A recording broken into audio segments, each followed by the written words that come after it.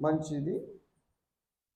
ప్రార్థన మానకండి అన్న అంశాన్ని మనం ఈరోజు ధ్యానం చేయబోతా ఉన్నాం. ప్రార్థన మానవచ్చా, మానేయవచ్చా? ఎందుకని మానకూడదు?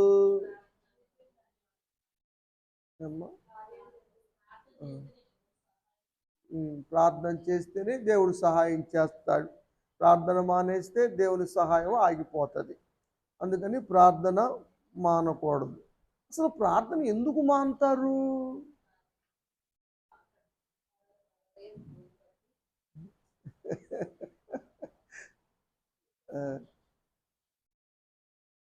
అంటే కార్యం ఆలస్యం అవటాన్ని బట్టి, వెంటనే జరగకపోబట్టి, విసుగుదలు వచ్చి, ఆసక్తి తగ్గి, ఇంకా చాలా కుదరక, టైం చాలక, కొన్ని ఒత్తిడులు ఎక్కువై ఏదో ఒక విధంగా ప్రార్థనలు మానుతూ ఉంటారు. కానీ మానితే దేవుని సహాయం పోతుంది. ఈ విషయంలో దేవుని యొక్క వాక్యము ఏం చెప్తుందో ధ్యానం చేద్దాం. 1 దశలోనిక పత్రిక 5వ అధ్యాయము 15వ వచనం లాస్ట్ మాట, ఎడతెగక ప్రార్థన చేయుడి. ప్రార్థన ఆపేసేది కాదు. ఆదాము కొడుకు, మూడో కొడుకు షేతు. షేతుకి కొడుకు పుట్టాడు ఏనోషు. అంటే ఆదాము మానవుడు పుట్టిన కాడి నుంచి ప్రారంభమైన ప్రార్థన ఇప్పటికీ ఎప్పటికీ ఆగేది కాదు, మానేసేది కాదు. ప్రార్థనకి ప్రారంభమే కానీ ముగింపు లేదు. కాబట్టి ఎప్పుడో సృష్టి ప్రారంభంలో ఆదాము మానవుడు ఏనోషు పుట్టిన కాలములో ప్రార్థన చేయటం ప్రారంభించబడిందని దైవవాక్యము తెలియచేస్తూ ఉంది. ఇక అప్పటి నుంచి ప్రార్థనలు కొనసాగుతూనే ఉన్నాయి. అందుకనే దేవుని యొక్క వాక్యం చెబుతూ ఉంది. అపోస్తలుడైన పౌలు గారు సంఘానికి తెలియచేస్తూ ఉన్నాడు, ఎడతెగక ప్రార్థన చేయండి. ప్రార్థన చేస్తే దేవుడు వింటాడా? తప్పనిసరిగా వింటాడు. అడిగిన వాటిని జరిగిస్తాడా? తప్పనిసరిగా జరిగిస్తాడు. అయితే ఒక్కొక్కసారి వెంటనే జరగవచ్చు, ఒక్కోసారి ఆలస్యంగా జరగవచ్చు. ఎందుకని అంటారు? మన ప్రార్థన చాలేదంటావా? చాలటం అంటే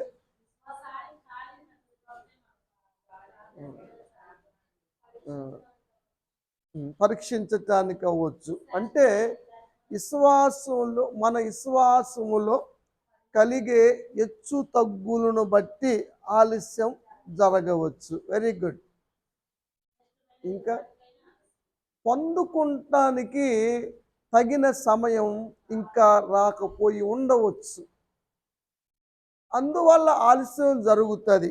కానీ అన్యాయం మాత్రం జరగదు, జరగటం మాత్రం ఖాయమే. తప్పగా జరుగుతుంది. జరగలేదని, ఆలస్యమైందని ఆసక్తి తగ్గటము కానీ, ఇసుకుదల రావటం కానీ ఉండకూడదు. ఆ విషయం ఇంకా ఎక్కువగా హెచ్చుగా ప్రార్థన చేయమని వాక్యం తెలియజేస్తూ ఉంది. అక్కడ సైన్యం 185,000 మంది ఉన్నారు కాబట్టి హిజ్కియా రాజు గారికి లెటర్ రాసి యెషయా గారికి పంపించాడు.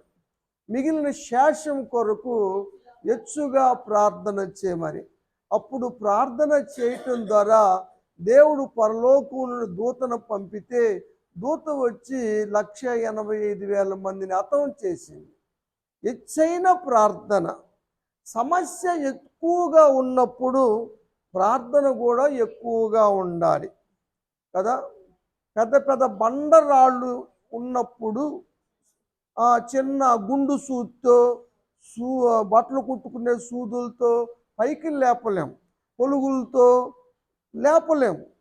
పెద్దవి ఉంటాయి, మలాట్లు అంటారు, ఏందో పెద్ద పొలుగులు ఏమంటారు వాటిని? ఆ, ఆ, దాన్ని కూడా అదే అంటారు. ఎందుకంటే కొండలకి బెజ్జాలు వేస్తారు, దాంట్లో గన్ పౌడర్ పెట్టి పేలుస్తూ ఉంటారు, పెద్దది. బట్ సమస్యను బట్టి మనం ప్రార్థన ఎక్కువగా చేసుకోవాలి. అంతేగాని వాళ్ళకి వెంటనే జరిగింది, మాకు ఆలస్యం అవుతుంది అని పోల్చుకోవద్దు.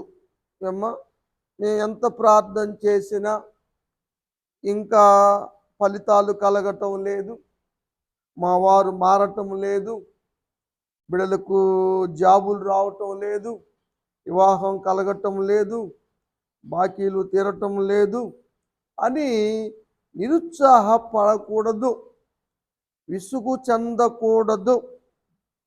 ఏమ్మా,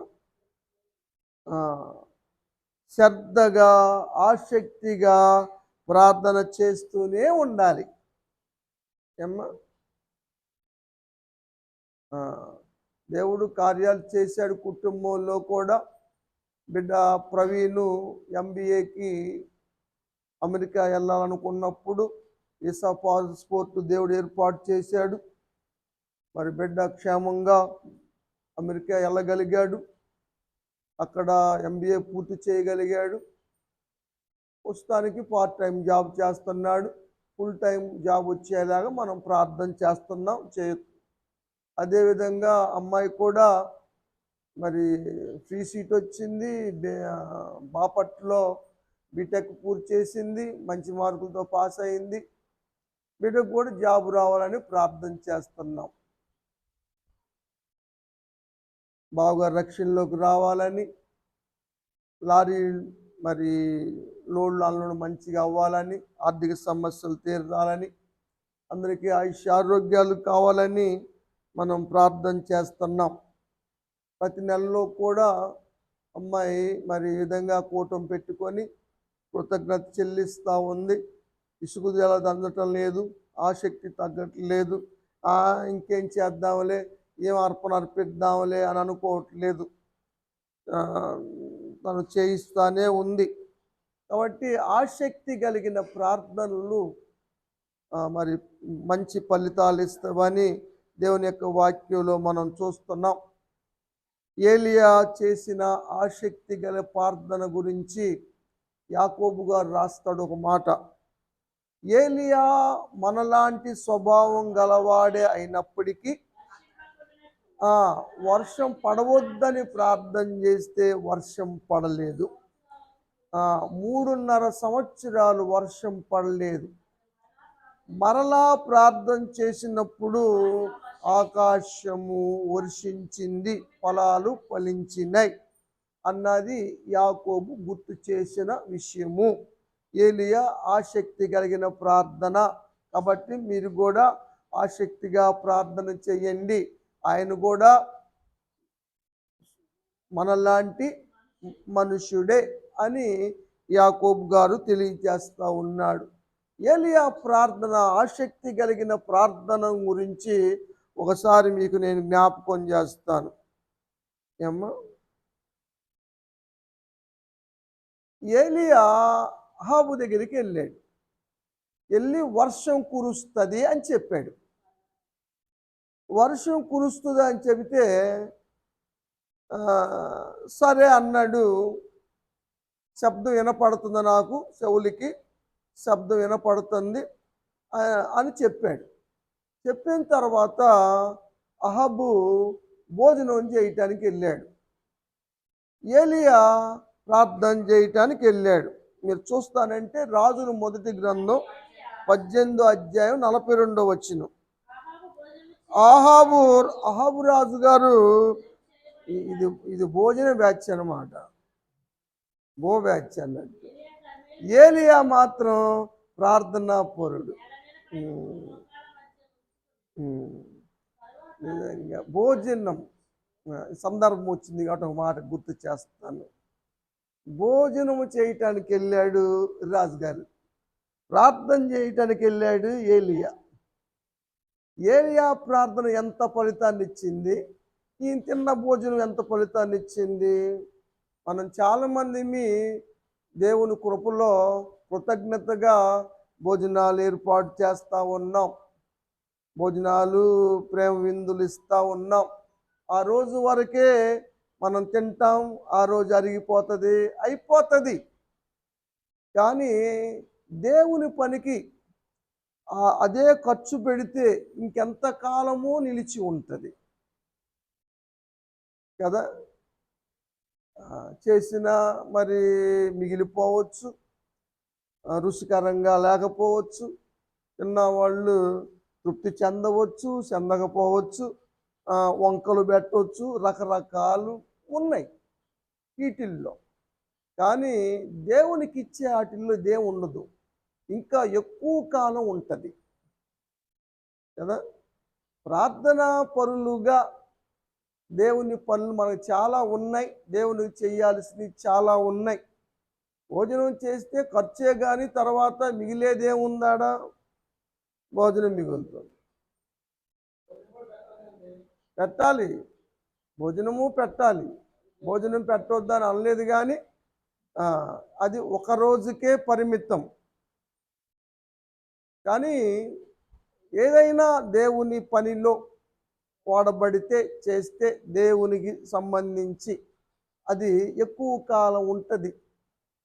ఇప్పుడు ఏమన్నా చర్చికి ఇచ్చాం, ఎక్కువ కాలం ఉంటాయి, చర్చికి చేసాం, ఎక్కువ కాలం ఉంటాయి.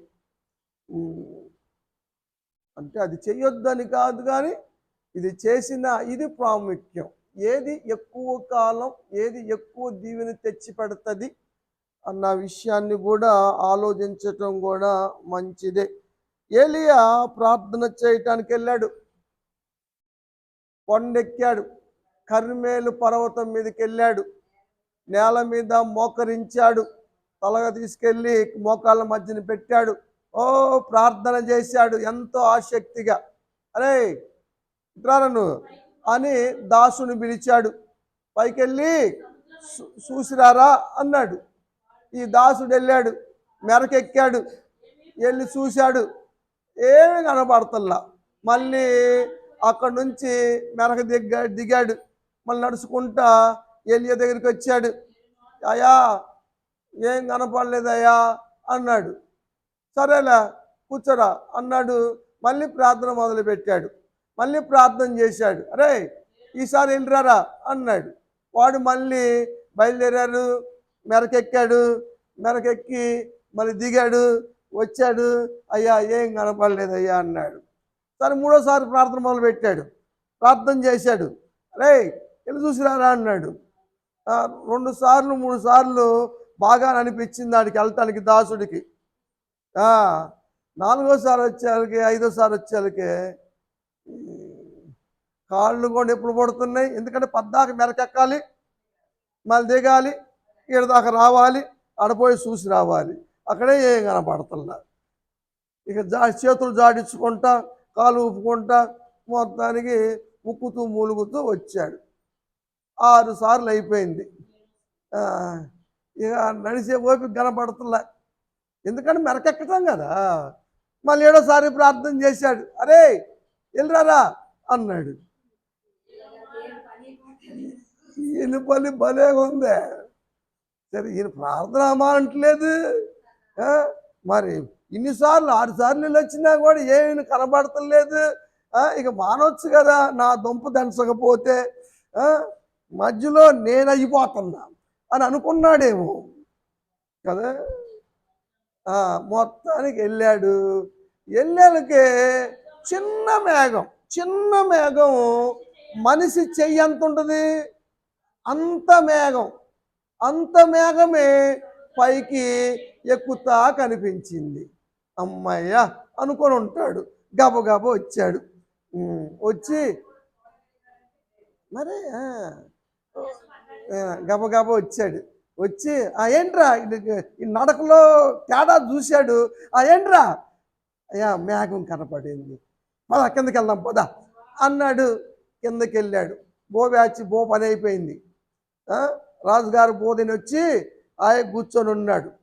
రాజుగారు, ఇక వర్షం వచ్చేస్తుంది, మళ్ళీ నువ్వు రథంలో తడిసి వెళ్తావు, నువ్వు రథం సిద్ధపాటు చేసుకొని యెజ్రెయేలుకి వెళ్ళిపో అన్నాడు. వాన వచ్చిందే, ఇంక రాలా రాలా వర్షం రాలా, మేఘమే లేచింది, మేఘం కనపడింది.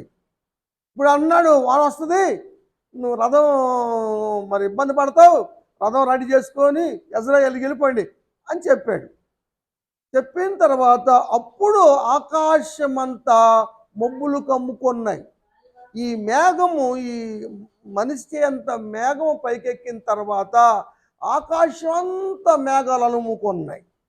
ఇప్పుడు మోపైన వర్షం కురిసింది.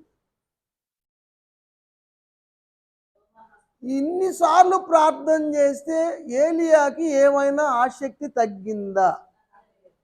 ఒకవేళ తగ్గి ప్రార్థన మానేస్తే ఏమయ్యేది? కార్యం జరిగేది కాదు, వర్షాలు కురిసేవి కాదు, కరువులు తీరేవి కాదు, బాకీలు పోయేవి కాదు, సమస్యలు పోయేవి కాదు. దేవుడు కార్యాన్ని చేశాడు. కాబట్టి ఒకసారి చేశాను, 2 సార్లు చేశాను, 3 సార్లు చేశాను, నాకు అవ్వలేదు అనుకొని ఆసక్తి సన్నగిల్లకూడదు. జరిగేదాకా ఆసక్తిగా ఉండాలి. వెరీ గుడ్, మంచి మాట. జరిగేదాకా చేయాల్సిందే. మరి జరిగినాక మానేయాలా?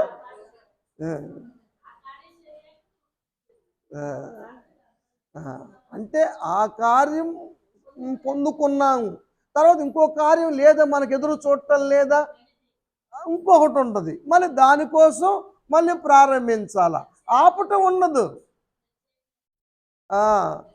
అమెరికా వెళ్ళాడు, అయిపోయింది, ఆ కార్యక్రమం గురించి చేసాం. అమ్మాయి చదువు ఎగ్జామ్స్ గురించి చేసాం, అది అయిపోయింది. ఇప్పుడు జాబుల కోసం చేస్తున్నాం. అబ్బాయి స్టడీస్ అయిపోయిన ఇద్దరివి, మళ్ళీ జాబుల కోసం చేస్తున్నాం. అబ్బాయి పార్ట్ టైం జాబ్ వచ్చింది, చేస్తూ ఉన్నాడు, అక్కడ ఫుల్ టైం జాబ్ కోసం చేస్తున్నాం. అమ్మాయి జాబ్ కోసం కూడా ఈరోజు మనం ప్రార్థన చేయబోతున్నాం. ప్రత్యేకంగా ఈరోజు నుంచి అమ్మాయి చెప్పింది నాకు, అమ్మాయి జాబ్ గురించి ప్రార్థన చేయండి పాస్టర్ గారు అని. ఇక నుంచి అమ్మాయి జాబ్ కోసం ప్రార్థన చేద్దాం, త్వరగా దేవుడు జాబ్ ఇస్తాడు. మన సంఘంలో అందరూ కూడా మరి ప్రార్థన చేశాం. అందరూ ఉద్యోగాల్లోనే స్థిరపడ్డారు, విదేశాల్లోనే స్థిరపడ్డారు, మంచి బ్యాంక్ మేనేజర్లు అయ్యారు, సాఫ్ట్వేర్ ఉద్యోగస్తులు అయ్యారు, విదేశాల్లో జాబులు చేస్తున్నారు. ఎవరు ఖాళీగా లేరు, అందరూ జాబులు చేసేవారుగానే ఉన్నారు కదా. టీచర్లు ఉన్నారు, లెక్చరర్లు ఉన్నారు, ప్రిన్సిపల్లు ఉన్నారు, బ్యాంక్ మేనేజర్లు ఉన్నారు. దేవుడు కృప అందరికీ ఉంది. అలాగనే ప్రవల్లికి కూడా ఈసారి జాబ్ రావాలని అమ్మాయి అడిగింది, దానికోసం ప్రార్థన చేస్తున్నాం. దేవుడు తప్పక చేస్తాడు. మనం ఇసుకుదల చెందకూడదు. దేవుడు అన్నాడు శిష్యులతో, యేసు ప్రభువు వారు, మీరు యెరూషలేములోనే ఉండండి, పైనుంచి శక్తి పొందే వరకు ఉండండి, పరిశుద్ధాత్మ మీ మీదకి వచ్చినప్పుడు శక్తి పొందుతారు, ఇంకా కొద్ది దినాల్లో మీరు పరిశుద్ధాత్మతో నింపబడతారు అని చెప్పేసి ఆయన ఆరోహణం అయిపోయాడు. శిష్యులు, వారిని వెంబడించిన వారు ఒక 120 మంది మేడగదిలో చేరారు. చేరి ప్రార్థన మొదలుపెట్టారు, ఏక మనసు చేస్తున్నారు. యేసు ప్రభువు చెప్పాడు కదా పరిశుద్ధాత్మతో నింపబడతారని అని వాళ్ళు కూర్చున్నారు, ప్రార్థన చేస్తున్నారు. అపోస్తుల కార్యం 1వ అధ్యాయం 14వ వచనం. వారందరూ శిష్యులందరూ, వారితో ఇంకా స్త్రీలు, వాళ్ళ పేర్లు రాశారు. మొత్తానికి 120 మంది అని రాశాడు అక్కడ సంఖ్య, లోకా గారు. ఏక మనసుతో చేస్తున్నారు, ఎడతెక్క ప్రార్థన చేస్తున్నాం. ఒక రోజు అయిపోయింది, 2వ రోజు అయిపోయింది, 3వ రోజు అయిపోయింది, 4వ రోజు అయిపోయింది, 5వ రోజు కూడా అయిపోయింది, 6వ రోజు కూడా అయిపోయింది. 7 పూర్తి అంటారుగా, 7 పూర్తి సంగతిగా 7 కూడా అయిపోయింది. మానేద్దామా? ఏరా కొద్ది దినాలు అన్నాడు కదా యేసుప్రభు గారు. ఏంది ఏడైపోయింది ఇక, మన సంపూర్ణ లెక్క కదా, ఏడంటే పూర్ణంగా ఏంటి మరి అని అనుకోలేదండి. ఎడతెక్క ప్రార్థన చేస్తూ ఉన్నారు. 10వ రోజు వచ్చింది. పరిశుద్ధాత్ముడు పరలోకం నుంచి భూమి మీదకి దిగొచ్చేసాడు. వాళ్ళని పరిశుద్ధాత్మతో నింపేశాడు. వారందరూ వాక్శక్తి కలిగే మాట్లాడారు కదా, మనం చూస్తూ ఉన్నాం. 9వ రోజు వాళ్ళు మానేస్తే అయ్యేదంటారు. పొందుకునేవాళ్ళు కాదు, సాక్షులుగా నిలబడేవాళ్ళు కాదు, దేవుని సువార్త వ్యాపించేది కాదు, భూదిగంతల వరకు దేవుని సువార్త వచ్చేది కాదు. చూసారా మానితే ఎంత డేంజర్ అయ్యేది. కాబట్టి మానొద్దు. వాళ్ళు మానక చేశారు కాబట్టి కార్యం జరిగింది, ఆత్మతో నింపబడ్డాడు. ఏలియా కూడా మానక చేశాడు కాబట్టి కార్యం జరిగింది, వర్షము కురిసింది అన్న విషయాన్ని ఇక్కడ మనం చూస్తూ ఉన్నాం. కాబట్టి ఆసక్తిగా ఉండాలి, ఇసుకు చెందకూడదు. ఒకవేళ యేసు ప్రభువు వారు చెప్తారు, విసుకక నిత్యము ప్రార్థన చేయమని లూకా సువార్తలో చెప్పారు.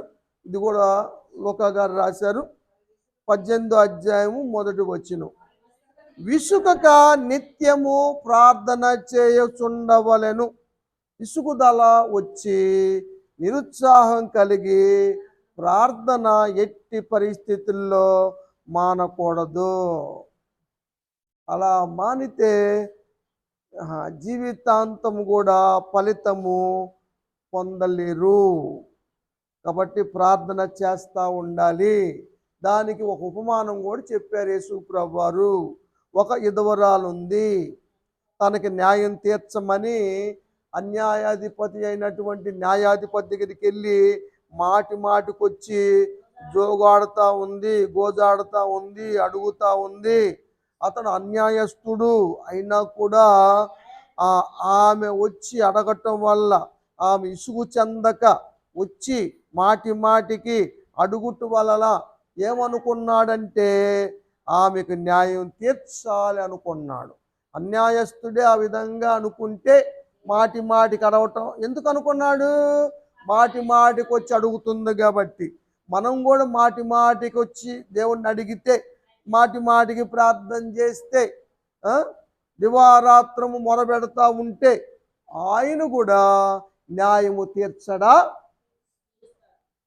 త్వరగా తీరుస్తాడు అన్నాడు కదా. 7-8 వచనాలమ్మ.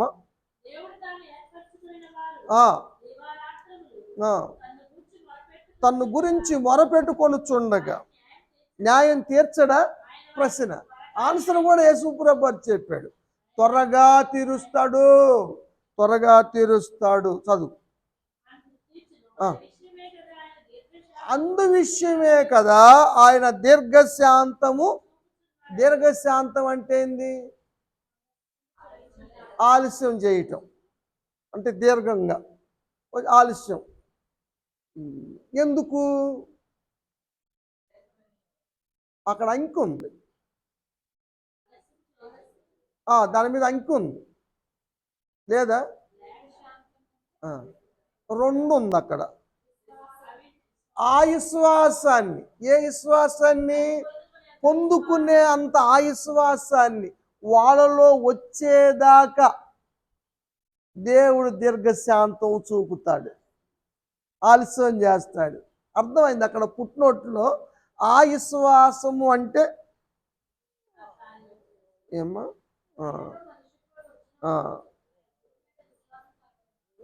అక్కడ ఇంకో మాట చెబుతాను మీకు. కనాను స్త్రీ వచ్చింది యేసు ప్రభువు దగ్గరికి, మొక్కింది, అయా సహాయం చేయమని అడిగింది. అయితే యేసు ప్రభువు వారు ఆమెతో ఒక్క మాట అయినా అనలేదు. 15వ అధ్యాయం మత్తయి సువార్తలో ఉంటుంది, 23వ వచనం చదవరా. అందుకంటే ఎందుకు? ఆమె సహాయం అడిగినందుకు ఆయన ఒక్క మాట అయినా, ఎప్పుడు అట్లా అనలేదు కదా. ఏం కావాలి మీ విశ్వాసం తగ్గట్టు తగ్గిద్ది అంటాడు. కానీ ఇప్పుడు అక్కడ అసలు ఏం మాట్లాడాల, ఒక్క మాట అయినా ఆమెతో మాట్లాడేది, వెళ్ళిపోతా ఉన్నాడు. ఆమె మాత్రం ఏందమ్మా మరి నేను పనిమాల అడిగితే ఏంది అసలు ఏం మాట్లాడలేదు, ఏది ఇదేంది అసలు అని ఆగిపోలేదామా. ఆమె ఎంటబడింది, ఎంటాడింది, కేకలేసింది, అడుగుతా ఉంది. ఎలకిసుకొచ్చింది ఎవరికి? శిష్యులకి. ఏంటి ప్రభువా, ఏదో ఒకటి చెప్పి పంపురాదా అని వీళ్ళ వెంబడిస్తుంది, కేకలేస్తుంది, పంపించేసేయి అని వీళ్ళు అన్నారు. ఇక అప్పుడు ఒక మాట అన్నాడు ఆయన, మళ్ళీ వచ్చింది, మళ్ళీ ఎదురుకు వచ్చింది, మళ్ళీ మొక్కింది, అయ్యా నాకు సహాయం చెయ్యయ్యా. ఆయన తప్ప సహాయం చేయగలిగిన వారు లేరు.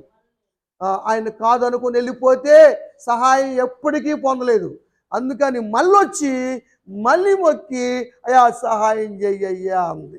ఆయన అన్నాడు, నేను వచ్చింది ఇశ్రాయేలు ప్రజల కోసం కానీ వాళ్ళ కోసం కానీ మరి ఎవరి దగ్గర నేను రాలేదమ్మా అన్నాడు. అంటే నీ కోసం నేను రాలేదని, మీకోసం నేను రాలేదని, నేను ఇశ్రాయేలు కోసమే వచ్చాను అన్న. అంటే ఈయన మన పార్టీ వాడు కాదనమాట. తీసేయండి.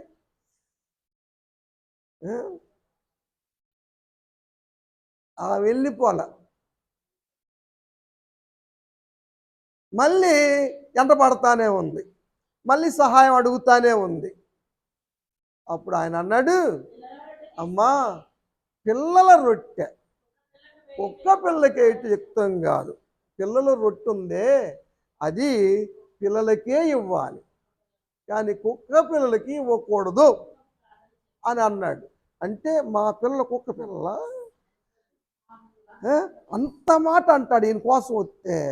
ఈయన దగ్గరికి ప్రార్థన చేసుకుంటానికి వస్తే ఎంత మాట అన్నాడేంది అని ఆ వల్ల ఏమంటో తెలుసా, ఆ మాట నిజమే ప్రభువా, యజమానుడు తిన్న తర్వాత బల్ల మీద నుంచి పడే పిల్లలు యజమాని కలిసి బల్ల మీద భోజనం చేసిన తర్వాత కింద ముక్కలు పెడితే అవి కుక్క పిల్లలు తినొచ్చు కదయ్యా అంటే, అప్పుడు అన్నాడు, అమ్మా నీ విశ్వాసం గొప్పది, అది ఆ విశ్వాసం వస్తే కానీ నువ్వు కోరుకున్నది కాదు. దేవునికి స్తోత్రం. నువ్వు కోరుకున్నది కావాలంటే అది ఆ విశ్వాసం రావాలి. ఆ విశ్వాసం కోసమే అది దీర్ఘశాంతం చూపిస్తున్నాడు. జాయింట్ పదాలు అర్థమైందా? ఆ విశ్వాసం ఇక్కడ కనబడింది, లింక్ అన్నమాట. కూర్పు అంటారే అది, అదనమాట. కాబట్టి మన విశ్వాసాన్ని దేవుడు పరీక్షిస్తాడు, అంతేగాని మనల్ని హీనంగా చూడ్డు.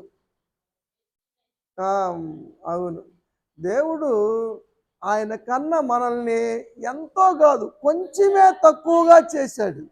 కాబట్టే మనం ఆకాశంలో విహరించగలుగుతున్నాం కదా, గ్రహాలు చూడగలుగుతున్నాం, వాటి విషయాలు తెలుసుకోగలుగుతున్నాం. మామూలు విషయమే ఇది. నిజంగా దేవుని కృప ఎంత గొప్పదో కదా అమ్మా. ఇంకో మాట చెప్పి ముగిస్తాను, ఎందుకంటే టైం వచ్చింది.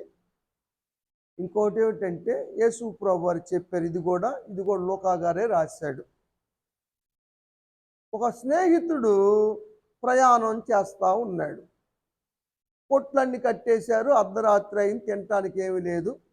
ఆ ఊరిలో దగ్గరలో ఒక స్నేహితుడు ఉన్నాడు తనకి. సరే స్నేహితుడు ఇస్తాడు, మన స్నేహితుడు మా అబ్బాయి మా ఫ్రెండ్ ఉండాలి లేడా అని వాడు పాపం కాళ్ళు ఈడుచుకుంటా వచ్చాడు. వచ్చి తలుపు కొట్టాడు, అరే లేరా నాకు రొట్టె ఇద్దుకొని, ఏం తినలేదు, కొట్లన్నీ కట్టేసి ఉండి పొద్దుపోయింది, ఏమి లేదు, ఆకలి అవుతుంది అని తలుపు కొట్టాడు. అర్థమైంది వచ్చిన ఆయన ఎవరు. అరే ఇప్పుడు కుదరదురా, మేము పడుకున్నాం, ఇప్పుడు నేను లేచే ఓపిక లేదు అన్నాడు. మరి ఇటుకి ఆకలి అవుతుండే. అరే 3 రోజులు అయిందిరా నేను అన్నం తిని, కళ్ళు తిరుగుతుందిరా, తలుపు తీరా అని కొడుతున్నాడు. అరే పోరా, పిల్లలందరూ పడుకున్నారు, వాళ్ళు లేపలేను, అడ్డంగా ఉన్నారు, వాళ్ళు దాటి రాలేను, నన్ను తొందర పెట్టమాక, ఇసుకమాక, మరి ఇప్పుడు దాకేం చేసావురా అని ఆయన ఏదో అడుగుకుంటున్నాడు అక్కడ. వీడు మాత్రం ఇక్కడ ఒక మాట రాశాడు, సిగ్గు విడిచి అంట. అరే మనకి దేవుడి దగ్గర మనకి సిగ్గేందిరా? సిగ్గెందుకమ్మా? అడగటానికి సిగ్గేంది? మన తండ్రి దగ్గర అడగవాను. వాడు చూసావా, నా ఆస్తి నాకు ఇవ్వమంటాడు, ఏ మొహమాటం లేకుండా. ఎడతరా నీకు ఆస్తి అంటే ఏం చేస్తాడు? తండ్రి దగ్గర నువ్వు అడగటానికి ఏ మొహమాటంరా?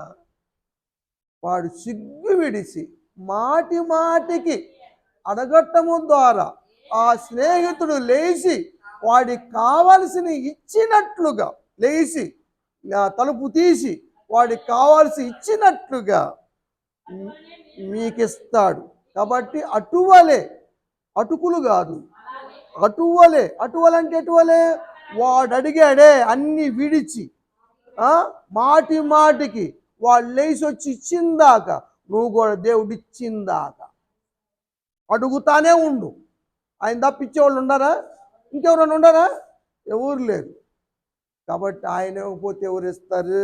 అడుగుదాం. అందుకనే ప్రార్థనకి ఎడతెగకోకుండా చేయాలి. ప్రార్థనకి ముగింపు లేదు. ఈ సమస్య తీరితే ఇంకో సమస్య, ఆ సమస్య తీరితే ఇంకో సమస్య. మనం దేవుని సహాయం బతికినంత కాలం పొందాల్సిందే. ఈ నెలలోనే నాకు దేవుని సహాయం కావాలి, వచ్చే నెల నుంచి నాకు అవసరం అనేవాళ్ళు ఉన్నారమ్మా మా తల్లులు. నెల దాకా పోయావు, రేపే అవసరం, ఇప్పుడే అవసరం. కాబట్టి అమ్మా ప్రార్థనలు మానమాకండి, ప్రార్థన చేయండి. తప్పనిసరిగా శ్రీలక్ష్మి పనులన్నీ, కోరికలన్నీ దేవుడు తప్పనిసరిగా నెరవేరుస్తాడు. బిడ్డల్లో మంచి స్థిరమైన జాబులు వస్తాయి, వివాహాలు అవుతాయి. మరి బావగారు కూడా రక్షణలోకి వస్తాడు. ఏమ్మా ఇక్కడ ఒక మాట గుర్తు వస్తుంది మళ్ళీ,